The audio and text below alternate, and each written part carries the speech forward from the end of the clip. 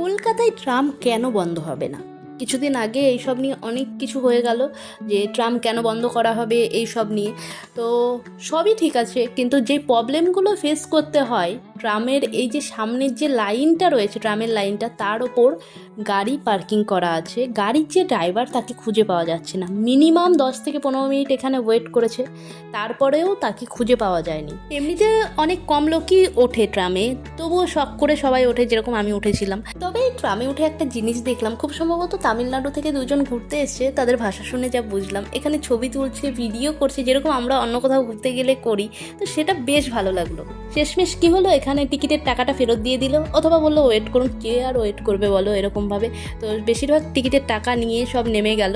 এরকম যদি প্রবলেম হয় তাহলে তো বন্ধ হবে একদিন না একদিন, কিছু করার নেই। যে ড্রাইভার রয়েছে বা কন্ডাক্টর রয়েছে, তাদেরও তো এই প্রবলেমগুলো রেগুলার ফেস করতে হচ্ছে। তো তারা কী বা করতে পারে?